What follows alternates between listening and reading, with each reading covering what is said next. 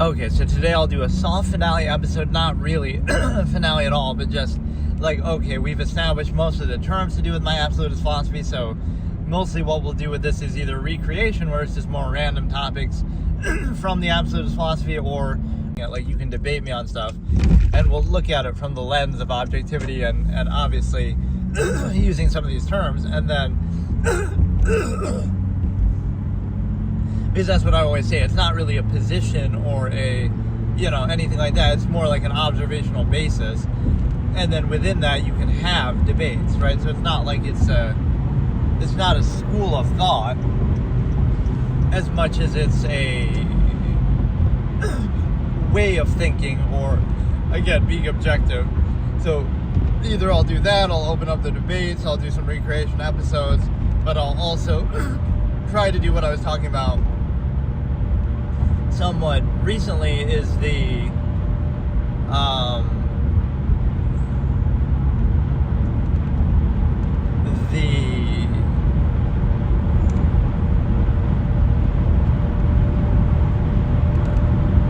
like almost reaction content. I'll react to videos or something, which I was trying to figure out, like, okay, how to put the timestamp, but I don't know. I'll just announce it if it's like shorter stuff, like videos or something.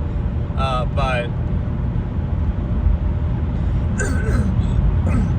if it's like a movie or something, it should be easier for me to do. Right, I'll say like starting at 5 minutes in the stream. So like, after I've been live for 5 minutes, exactly, I'll start then or something. And I could try to put a timer on the screen too, but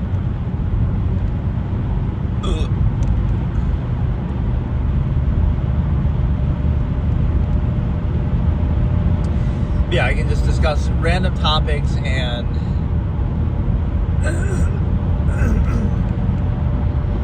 like yesterday, I keep posting these sort of random clips that I do in little chunk sessions. Like, this is from November 15th, where I did that. Like, I sat in front of my mic for like an hour, 2 hours, and I just discussed random topics.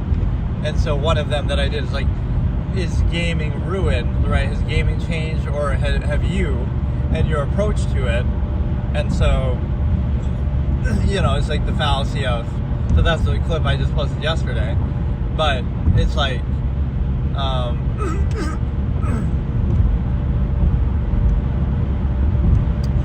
the age where people look everything up and then complain, oh, it's too easy and it's a zero-sum foregone conclusion, like, everybody's using the same strategy.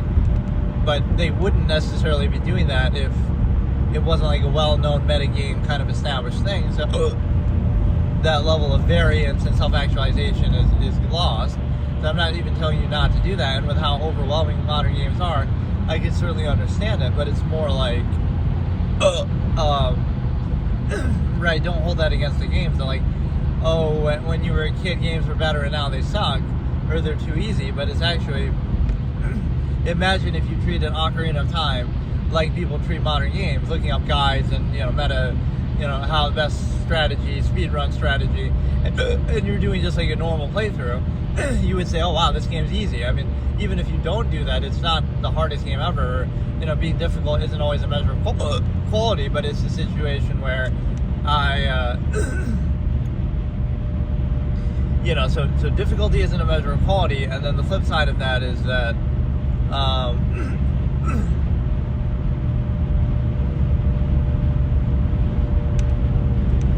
it's the fact that you're basically in a position to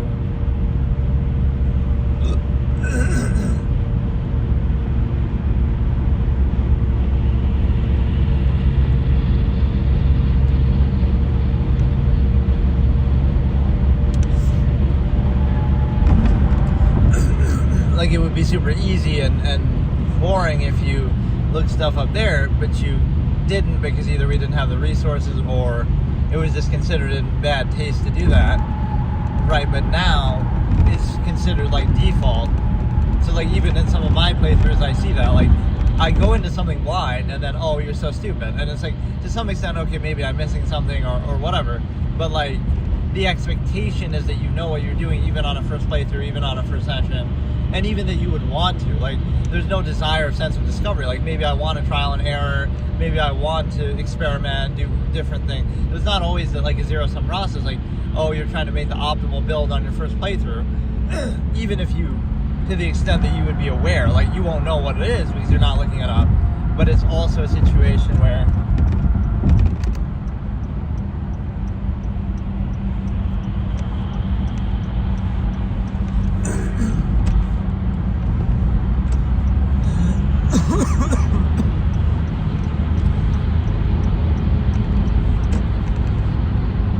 right, even to the extent that you could figure out yourself, okay, like, I could do this one thing that's more optimal, but I'm choosing not to. Like, I want to play a certain style, I want to try this cool thing, this weapon, this spell, right? I want to make my own build. I always do that, even on first playthroughs. Like, infamously or famously with Dark Souls 1 was one of the coolest things ever, right? Where I did like the 6 concurrent runs, like, both to show you how much I like the game, but I was also trying to make like character classes out of it in a game that doesn't really have character classes. Like, it'll have the starting build, but it doesn't really matter because you can just go anyway, you can just change it. It doesn't define your character. So I had like all these different rules, and like that sums up how I am as a player so much. That's the first playthrough, and as a first playthrough I was concurrently going through all these different things, like, so that every one of the lords I would kill with a different one, with a different character and stuff.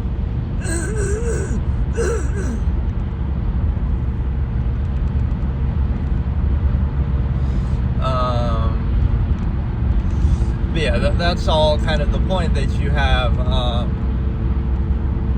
has gaming changed, or have you and your approach is taken as a default? So like, there's this weird egotism that I see. Like, I'm a good example of this because I don't really care, right? Like, I mean, I have a good permadeath record and a hard mode record with certain games and stuff like that, world first clears. But other than that, like, yes, I do the permadeath first playthroughs too, which you would think that's validating a bit too, assuming I don't die. But that in itself is sufficient. That's like my goal, is to not die. Everything else, if I'm wandering around, that's my choice. I just like to do that. Or I'm doing some suboptimal build, but maybe that's my choice. Or, again, you wouldn't necessarily know that, or expect to know that, or even more importantly, want to know that, right? What the optimal build is the first time through. It's like you're spoiling the experience for yourself. Of trying to experiment as theory craft, or think for yourself, or that like knowing is half the battle. This really has nothing to do with absolute philosophy, but whatever. Just to show that we're segueing out and we'll do some other stuff, I guess. But no, it's like you have that, and again, it could be like Path of... I love that. Like, I'll use that Path of Exile video. Path of Exile 1 I did in like 2023. It is one of my most viewed videos on my main channel. Got like 10k views by now, right? And like, just to understand, you know, people are acting all egotistical, and like, you're just missing the point, right? You can't let somebody have a pure, blind first session of a first playthrough. You can't let them have that, right? I didn't die, I didn't struggle or anything, so what's the problem? But I'm still doing it wrong because there's all these metagame things that I should know about. Most of which, maybe some of which you could just infer from the game itself, but over time I'm sure I would have looked at that, or maybe I didn't care or whatever. But a lot of what they're saying is like, oh, it's so obvious, but is it really obvious, or is it just something obvious to them because they play the game so much, and now they're almost doing the bottom feeder effect where they want to feel superior to people who never played the game? Because it really doesn't prove anything anyway, right? It's not like there's anything impressive about that. I could have done all the things they said in that one first session, which is just the early part of the game, you know, very beginning part of the game. Even if I did all that they said, it wouldn't be impressive because it's like, oh, it's just the beginning of the game, so who cares, right? Like, it doesn't prove anything either way. The only thing that would really be bad is like if I died, right, which I did die in Path of Exile 2, the beginning of that.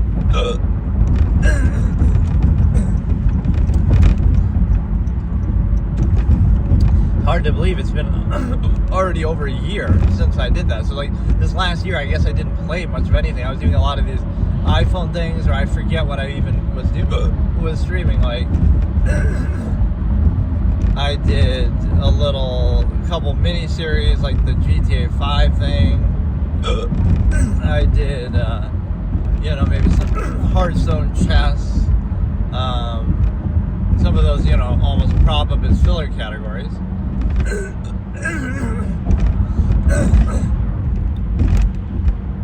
But yeah, or I could do like voice activated shit. Like, I'll play Hearthstone on my phone.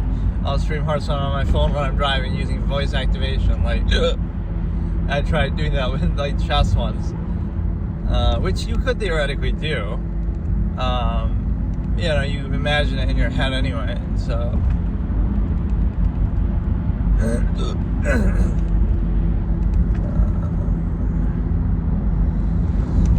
But yeah, I could react to stuff, I could discuss other kind of random stuff. So we've gone through a good amount of the absolute philosophy topics.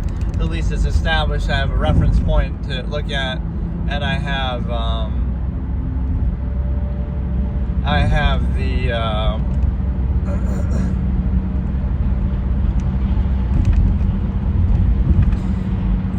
you know, I can use it now as a debate format, which is what it originally is meant to be, but it's better to at least establish these things first. And like, let me look at maybe some of my recent clips and see what kind of topics I've discussed, because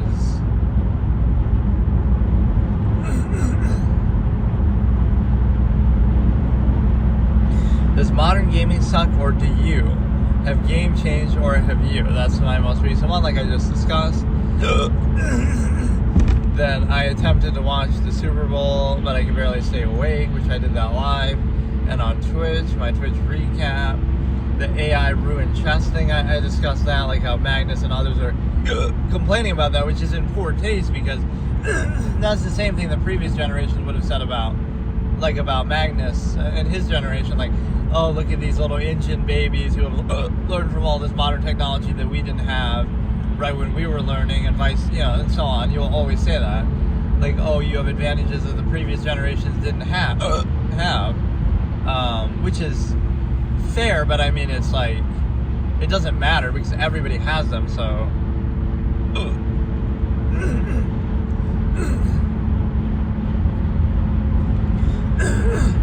Then we have one about, again, the weaponization of psychological terms and things like that are just made up to try to control people. If you don't, you know, in an unqualified empirical way, where does it say in human psychology that you should be a subservient, drone, cheap, mindlessly trained animal who lives a uniform lifestyle just like everybody else in a mindless, overextended society, like a collective mass of people? Where does it say to do that, right? But if you don't, you're a certain label. Even in ways that would be like positive, like, you're clean, you like to clean, so you're OCD or you're whatever, there's no meaning to these terms, but they try to reinforce the false absolute normalcy that is kind of forced on you. So those terms aren't really what you think they are.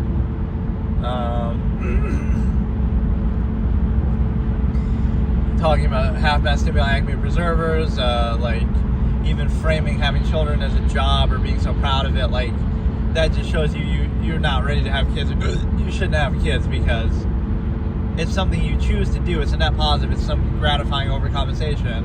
It's like, it's the same thing like with a job. Right? Don't have kids if you're going to treat it like it's a job. Or don't have kids if you're going to hold it over their head or make it a big thing, or like, I'm struggling to put food on the table for the kids. Like, don't do that then. Don't control yourself, use a condom, do what you got to do. Like, don't do that as a negative. It's not something you have to do. And same thing like with a job. If you have a 6-figure job and then you're a dick to everybody because of that, then maybe you can't handle it, or maybe you shouldn't do it. Instead of feeling self-righteous about it, that's what is almost privilege. That's mega female privilege. Like, not only in society, it really is. I hate to say it, but this is how society frames it. You don't have to be like this, but this is like the preconceived thing. Women, their whole lives are sexualized by society, and you don't have to play into that, but it's a great privilege and benefit that you have the option to benefit from that obviously men on average wouldn't have that. So your whole life you're sort of coddled and treated that way, right? Like, don't hit girls or open the door for girls and stuff like that. Even if it has nothing to do with that, right? It's a stimuli acme overextension, but it's something even more than that, where you have this privilege, this expectation, right? And it's either it's privilege or projection. So if it doesn't apply, like somebody doesn't care about that and has no interest in that, that's somehow negative, because you expect some sort of special treatment as an extension of that. It was like projected, like, they must want some stimuli acme thing, but they're just not good enough at getting it. Not that they just don't care and they're just treating you like anybody else and neutral and objective. They want some special treatment. Or it's either that projection or it's privilege, in the sense that you take for granted a certain benefit and act all innocent and not accountable, but you know that you're getting benefit from that in a way that you wouldn't otherwise. So that's a major fallacy that society plays into, instead of, again, sex is just a fact of life, it's just a normal thing, and it's no big deal, but instead it really is the opposite of what you might think is the intention. Society, by repressing sexual things and by making them into a big deal, it actually turns every relationship into pseudo-prostitution, and women treated that way because it's like some benefit, like, you got to make sure you get some benefit for your looks and your appearance and the fact that you're a girl. You got to make sure, right? Like, what if we take that out of it, separate your finances completely, and just, sex is sex. You can do it if you want. You can have, you don't have to do it, but it's tied together. Like, we have high standards, which means basically we just want money or something in return for it, just because we have certain perceptive attractiveness. That's a very strange thing, because again, if you were just more direct, then right, it's like, you separate the two, but again, it's overextended. Repression leads to obsession there. But again, if you're going to treat it like a job, having kids and complain about it, you're struggling to put food on the table, like, you don't have any credibility. I mean, it's just ridiculous, but you didn't have to do that. You're gratified, you're whatever. But yeah, that's a half-mass stimuli preserver, and again, it's that sort of privilege that follows you around your whole life. Like, that's how projected it is. You could have no interest in that, but it's still projected. Like, look, anybody who's just holding you accountable or treating you like normal, right, like a normal human being with no special treatment, we're going to project that they must be they must want something, but we just don't. They're just not good enough at getting it. They lack riz, they lack game, because that's the only value you have. That's what's brainwashed into you. There's no other value you have besides that, and that's always something that's defining in everything, right? Is the stimuli acme. And so you project that, and you expect this constant privilege. And again, when you go through most of your life like that, you're expecting the privilege, and then you finally don't do it. You finally would be like, okay, now you're about to get a job, you're about to, be an adult, and then, now we subvert that too, potentially with privilege, and say, oh, look, now we're a mother, now we're having kids, and therefore that privilege extends to us. Like, oh, now I love it. Like, you get through your whole life with privilege and, special treatment, and then finally when you're expected to actually do something, this is just a hypothetical, but it pervades a lot in society. Now you're finally expected to work and do something, but oh no, now I get knocked up, and now I have a kid, and now that becomes an excuse to not do something, and to, be a stay-at-home and treat that like it's a job. So that level of coddling and selective treatment is very odd, but it is, embrace it then, I guess. Embrace that you're exploiting that and you're defined by sexual things completely. But again, if you were direct and more at peace with it, it would free people of that control. But see, there's a great benefit in that. There's a tremendous incentive in that, right? For women to cling to it, so that's almost what it requires, is someone who is a woman to, for women themselves to reject that basis that sexualizes them, and to not use it as a pseudo-prostitution tool. A lot of these are just about basketball.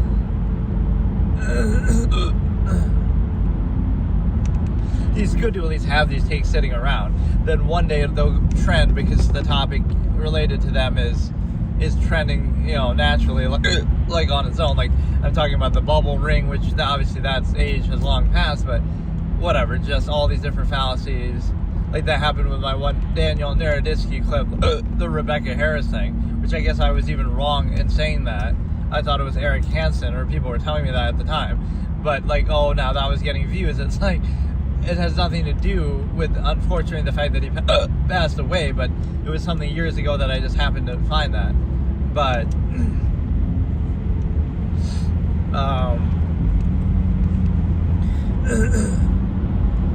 but yeah, it's good just to have these to refer to, because some of these things I've said over and over. So this is where YouTube and stuff is good, because it's there at least till the end of time. This one did pretty well.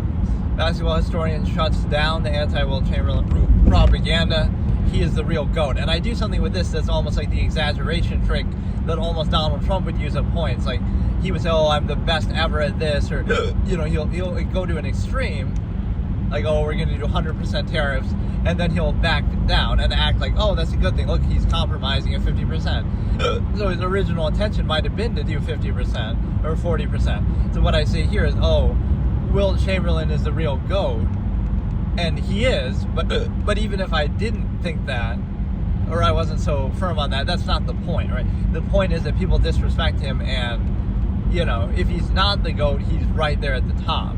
The way that people felicitously, they'll put him they'll try to selectively discredit. They'll put him in the top 10, but they'll say, oh, he's like number 8 or something. Well, there's no logic behind that, because either if you respect his numbers, then he's number 1. Or if you don't, then don't even put him in the top 50, because, the era just sucks. And, then don't put Bill Russell there either, right? Because the era just sucks. So make up your mind, at least as far as your criteria. There's no way to justify number 8, like, oh, he's below Tim Duncan, even though he put up Tim Duncan type numbers against Kareem Abdul-Jabbar late in his career, when Kareem was on the Bucks in his prime.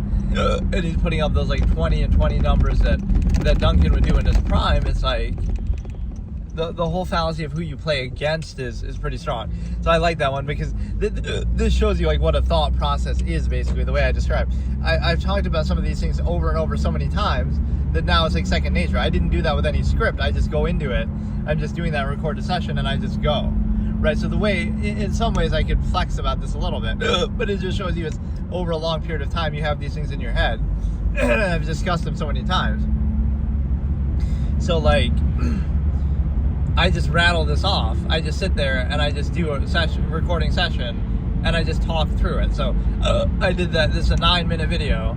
I might have paused like a little bit once or twice, but mainly I'm just talking through it. Like, there's no script, there's no nothing. It's just, I don't know. Sam Jones. My review of Avatar 3.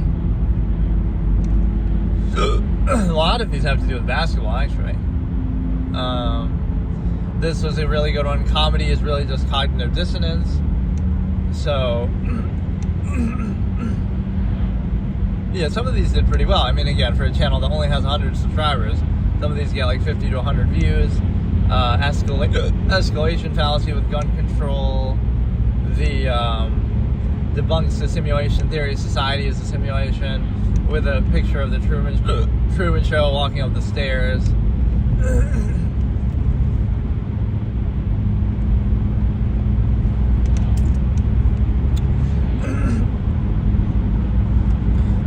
Then the fetus dehumanizing. Yeah, like, let me use that as an example, right?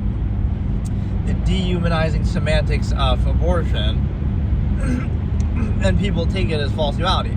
Nowhere in there do I say that you shouldn't have an abortion, and in fact, in some way, I would almost say it's okay or a good thing, because, again, knowing that people, well, not really a good thing, but knowing that people can't control themselves, it's one way to avoid preserving the stimuli acme, but it's a situation where basically, you know, it's better than the alternative of preserving the stimuli acme irresponsibly, and there's kind of no rhyme and reason to it.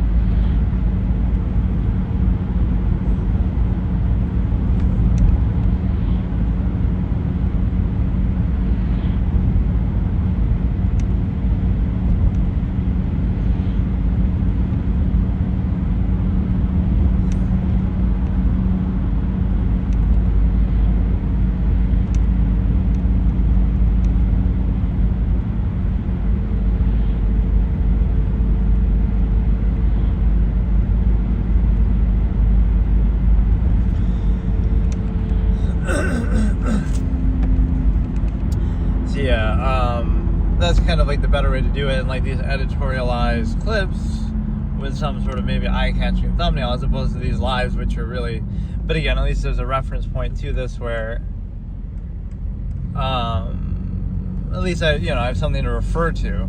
If you're curious about one of these terms I use or topics, again, they're all pretty much accounted for here. So I pretty much abandoned that other channel that I almost was going to use for this, because I figured was the Court of Reason, right, which was the name of the debate format, or one of the many names I gave it over the years.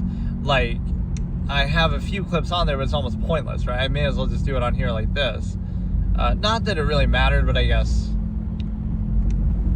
this channel has 100 subscribers now, which might not seem like a big deal, but it kind of was pretty good for a while with the algorithmic boosts that we were getting, which we're not getting now.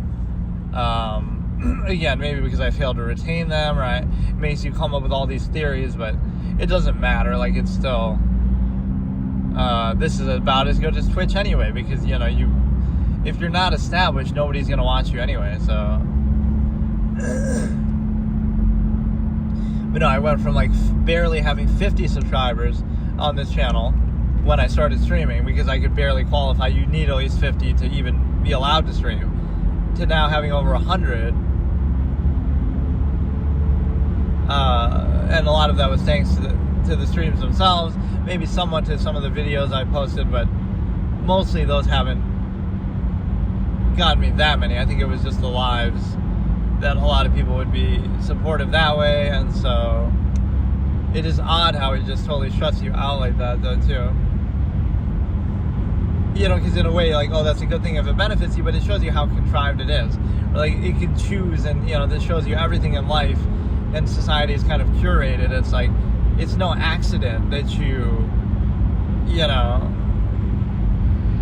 might think, oh, you earned that thing or you worked hard for that, but everything is sort of like a rat race where it's kind of, you're breadcrumbed along by authority, empirical authority, right? So it can give you whatever it wants to give you or it won't give you, and it has less to do with your ability or anything like that. It's just arbitrary.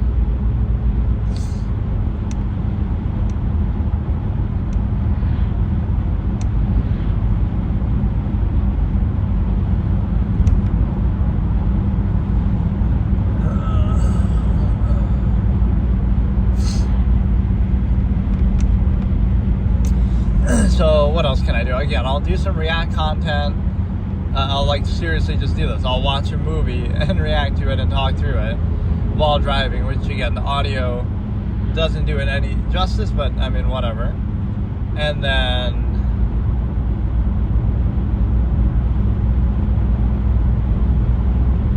then we'll have this video to look at. Or what I should really try to do is the horizontal thing too. I don't know if this stand is really the best at doing that, but just to try it, I should have the horizontal orientation, and because that would be more like a full screen video. But in a way, I kind of like doing it this way too. So this plays into the whole mobile category.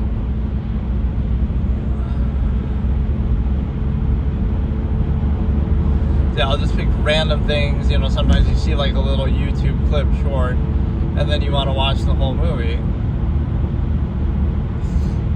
Either I haven't seen it, or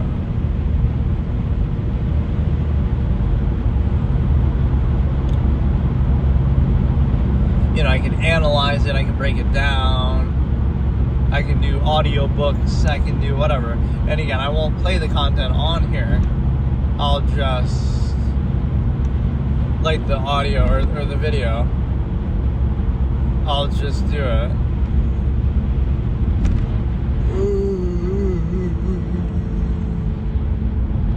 So let me actually try to do a few absolutist philosophy concepts here before we whatever. Because I haven't really I was talking about more clips on my channel. But some of that plays into it. Again, humor is really just cognitive dissonance, or comedy is really just cognitive dissonance. Now, what's relevant with that is it's not really a claim or an opinion, or it doesn't really make a specific case of what you should or shouldn't do. All it does is it's a observational basis. You're looking at humor and you're analyzing it and you realize, oh, that's true, or oh, that's that's what it actually is in effect. So the same thing with the stimuli acme, you observe most profanity has to do with it, even if you're not thinking about that. So what does that mean? Either the reason why those things are considered negative is because of society's fixation on sex and desire to control it and all that, but it's also the human fixation, they don't know of any higher form of value or measure than that. And even outside of that, you have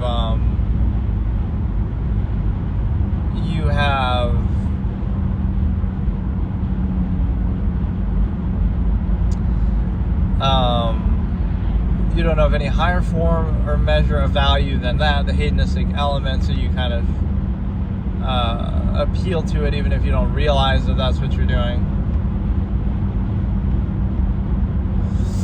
So let's look at this concept here of a free or inherent person, uninhibited, somebody who's free and neutral and just at peace and in nature, or inherent man. That would be negative to contrivance, because contrivance wants to be enslaved or wants to enslave you and control you, even if it seems to overcompensate in some way. That you get bred in circuses and technology or whatever, much of which is only necessary to counter that. This is the whole trick of it. You'll get all this technology and convenience in society, assuming that you even want that, which you might not want that, right? You're taking away the freedom and meaning of life. Your actions could be tied directly to your survival. You're hunting, you're fishing, you're living out in nature, you're picking berries. That could be, so regardless of, oh, you think that's difficult or whatever, at least you're in control of it and you do it freely, and it's tied directly to your own survival. So there's less cognitive dissonance and overextension.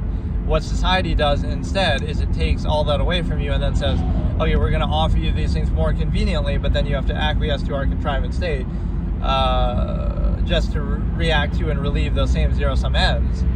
And so now you're being sort of bribed and controlled, and it's also a situation where, you know, you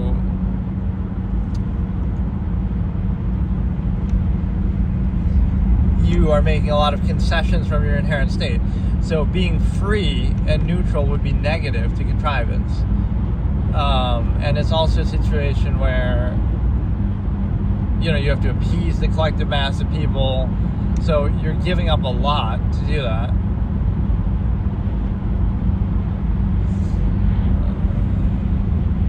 Right, you're giving up a lot to basically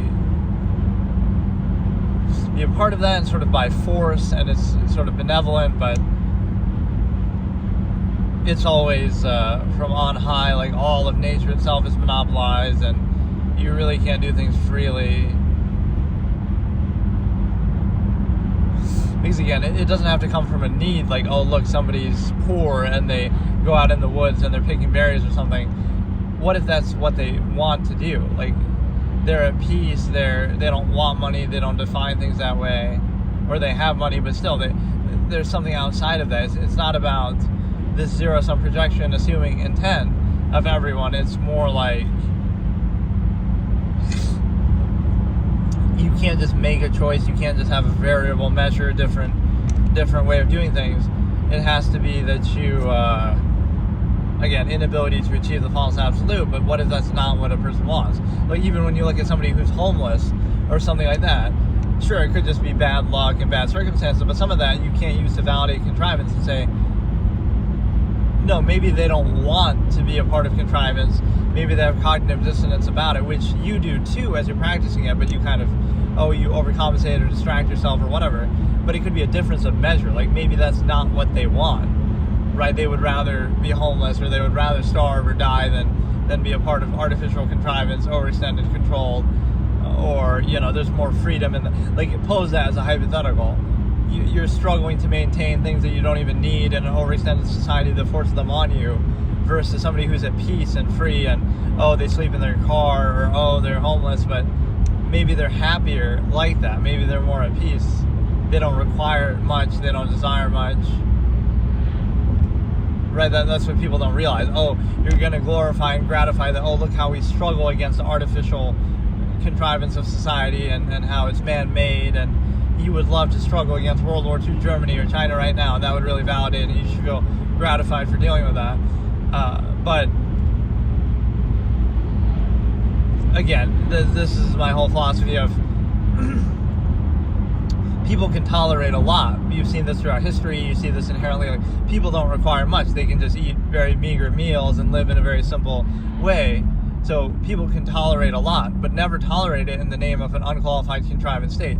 So you'll say, you tolerate all this adversity to reinforce unqualified empirical authority, whether it be government, corporations, etc. in the era. No, if you're going to tolerate something, then fine. But then that should be outside of contrivance. Okay, you'll tolerate nature. You'll tolerate, the dangers of that, and the dangers of wildlife and whatnot, and the struggle of, survival and picking berries and whatever.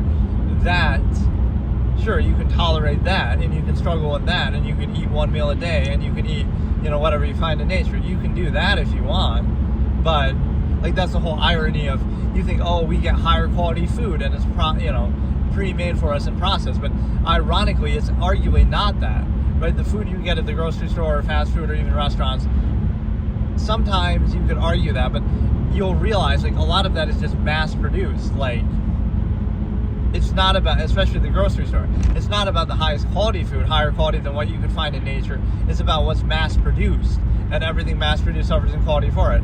So what that means is, you could go out and pick natural berries and different fruit and stuff like that, and those might be higher quality than the ones you get in the grocery store, or the same, but right now they'll be processed or overextended or mass produced. So things that you could find out in nature might be better than what you're given, but because, again, everything is controlled, you're forced to settle for that. So it might seem like a convenience, but it's actually a concession, because you're saying a lot of these, that's the trick I was talking about, is that oh, you get all these benefits from society, but then if you analyze them for sacrificing your inherent self and freedom, you get all these benefits from society. But then you'll realize a lot of those benefits are only necessary by society in the first place. Like electricity. You don't need electricity. But, you can say it's a convenience, but, entertainment, escapism, you don't need that. Just to distract you from the cognitive dissonance of being a tame, trained animal in a half-mast state in the cage of contrivance. But, running water and things like that. There's plenty of water in the world. It would be no problem. But, the corporations have polluted it now. Or, it's trespassing land, take monopoly over nature. Or, it's there's so many people, so now we need running water to spread it. So it's a self-created problem, right? Like pretend you're an individual person, you're on an island, and you're just fending for yourself, right? And even with the difficulty of that, you're just doing it. And that, and we act like that's such a negative thing, but that's what people did throughout history. Like, it's not that crazy of a thing. Not saying it's easy, but just, or, in that sense, we're spoiled in society. But what it means is you would do that, and then you would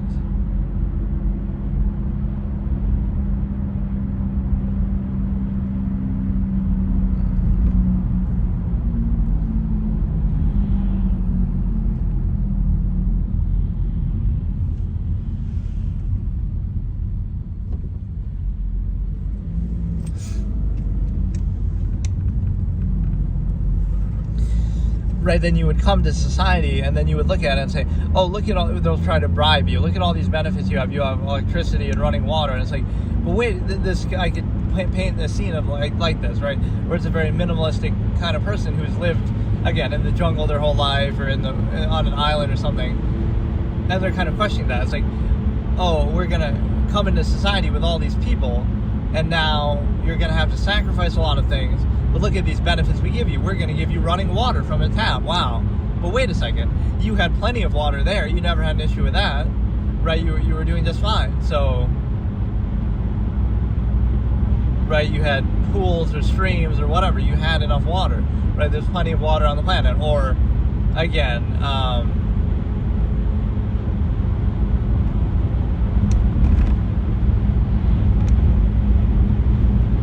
we'll give you electricity, but you didn't need electricity, or we'll give you all these things you don't need, and they're really only overcompensations or necessary because of the collective mass of people that you have. You need running water. Why? Because there's so many people and they're overextended. Right? Not that, there isn't enough water, that's a convenience that you really want. It's that you're controlled, basically. Right? So the overcompensation and benefit of why should this person come into society and sacrifice so much freedom? So they can have all these conveniences, many of which are only necessary or required or desired because of the collective mass of people in the first place that you're sacrificing so many things for. So you should sacrifice to be part of a collective mass, and then we'll give you, in exchange for that, only that which is necessary because you're part of that collective mass. So if you weren't, then you'd have no need of that. So you're sacrificing for nothing, basically, right? You wouldn't need that as an individual. It's always about a subversive collective, which might seem like a positive thing, but again, this is where amalgam theory really shreds it, is that you have, you would value it, but you don't really value people. You value yourself, dependent over center pretense. You'll have 3 meals a day and comforts and luxuries and conveniences, but then you use, we value other people, we value human life. Even though amalgam theory, people are starving, whatever, subversive state, you're just using it as a pretense to prop up your current lifestyle and area that you're in. So you don't really value people, but again, people are used as the ultimate currency there to control one another. You got to be nice to this one person who's a little foot soldier of rule by omission empirical structure, unqualified empirical authority. So we pass the buck to the low cashier or whoever and act like we got to be nice to them, thereby reinforcing unqualified empirical authority. And also the other flip side of that is the fact that it's a situation where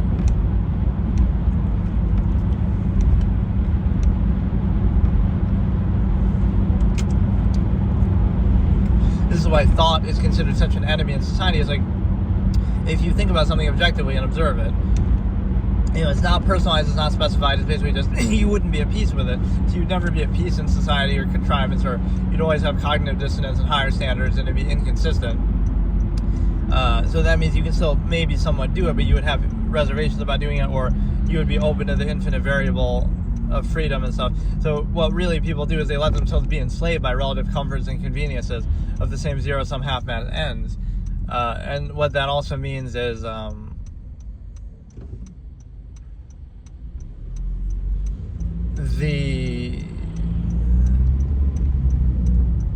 for nothing more than zero-sum self-interest, you're sacrificing so much, and that becomes the standard overextended state. So you can count on people's selfishness that way. But the point is, you would never be at peace with it. So you think about, like, what is normalcy? What is social contrivance? Oh, it's like treating this non-choice reaction state that's already established and that you're just subject to and reacting to, that you didn't choose, that you wouldn't vouch for if you objectively observed it, or wouldn't be uniformly applicable, and you're reinforcing it and not thinking about it. But you should never be at peace with it because, right, it's not perfect, it's not absolute, even by its own standards or pretense, and it's also not something you chose. But getting back to the point is, you basically have a situation where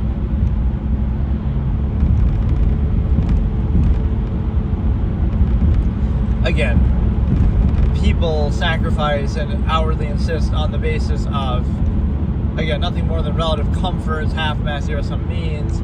So even if you're gratified, like, oh, look at this hard-working person who makes 6 figures, you're only doing it for your own zero-sum self-interest. You're only doing it for your own, convenience, relative comforts. So what if somebody can do without those things? They don't require them, they don't desire them. So then what? Like, how is it impressive? It's like, you're just, that just means you're materialistic and selfish or whatever. It's like,